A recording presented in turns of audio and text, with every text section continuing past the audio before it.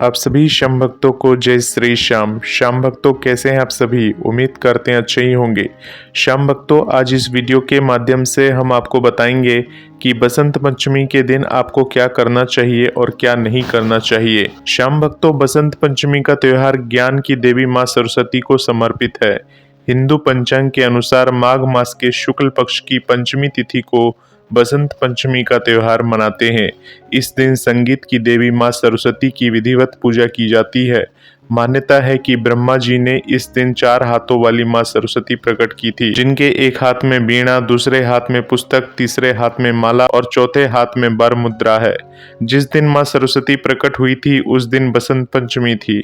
इस साल बसंत पंचमी कुछ जगहों पर 2 फरवरी और कुछ जगहों पर 3 फरवरी को मनाई जाएगी।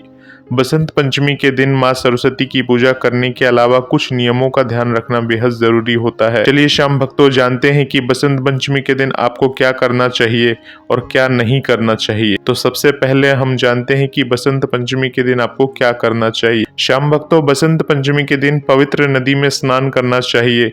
अगर नदी में स्नान करना संभव नहीं है तो घर पर ही पानी में गंगा जल मिलाकर स्नान करें। तो इस दिन माँ सरस्वती की विधिवत पूजा करनी चाहिए और माँ को पीले रंग के पुष्प अर्पित करने चाहिए। इसके अलावा श्याम भक्तों माँ सरस्वती को पीले भोग अति प्रिय हैं।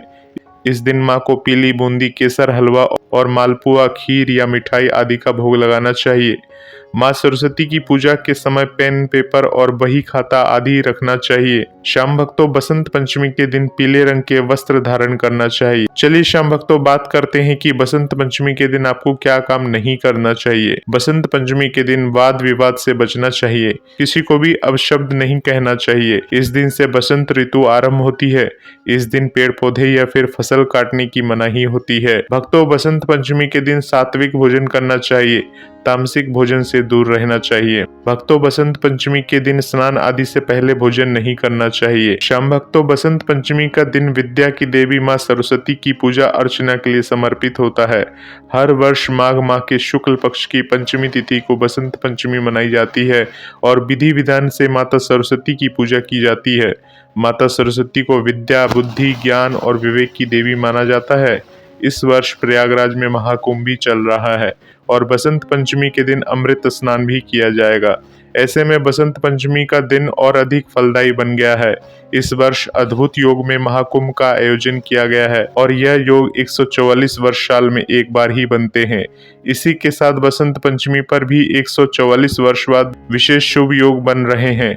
तो आइए श्याम भक्तों जानते हैं कब है बसंत पंचमी और 144 वर्ष बाद बन रहे विशेष योग में क्या करना चाहिए। श्याम भक्तों माघ माह में शुक्ल पंचमी तिथि 2 फरवरी रविवार को सुबह 9:14 से शुरू होकर 3 फरवरी सोमवार को सुबह 6:52 तक रहेगी। देश भर में बसंत पंचमी का त्योहार 2 फरवरी यानी कि रविवार को मनाया जाएगा। भक्तों इस वर्ष प्रयागराज में महाकुंभ चल रहा है और महाकुंभ का आयोजन 12 वर्ष के बाद किया जाता है। हालांकि इस बार महाकुंभ के अवसर पर बन रहे योग पूरे 144 वर्षों के बाद बने हैं। महाकुंभ में अमृत स्नान का बहुत महत्व होता है और बसंत पंचमी के दिन भी अमृत स्नान होगा। बसंत पंचमी को संगम नगरी में गंगा, यमुना और सरस्वती के संगम स्नान करने से अमृत स्नान के लाभ के साथ साथ विद्या की देवी माँ सरस्वती की कृपा भी प्राप्त होगी और विद्या, बुद्धि और विवेक बढ़ेगा। तो बसंत पंचमी की तिथि 2 फरवरी रविवार को सुबह 9:14 से शुरू होकर 3 फरवरी सोमवार को सुबह 6:52 तक रहेगी।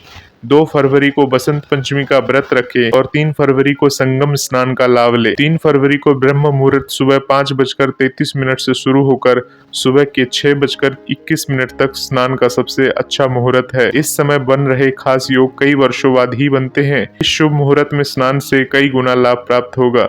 भक्तों बसंत पंचमी के दिन शुभ मुहूर्त में पूजा से मां सरस्वती की कृपा प्राप्त की जा सकती है। 2 फरवरी को सुबह 7:09 से शुरू होकर देर रात तक पूजा के लिए शुभ योग है। इसके साथ ही सुबह 9:14 तक शुभ योग रहेगा। इस समय पूजा करने से शिक्षा के क्षेत्र में शुभ परिणाम प्राप्त हो सकते हैं। इसके बाद सिद्ध योग लग जाएगा। इस दिन सुबह पहले उत्तरा भाद्रपद नक्षत्र रहेगा और उसके बाद रेवती नक्षत्र लग जाएगा।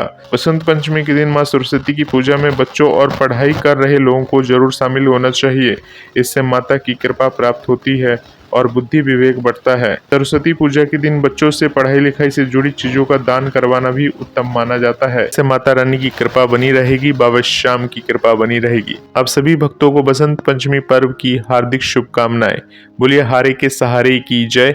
जय श्री श्याम, जय श्री राधे।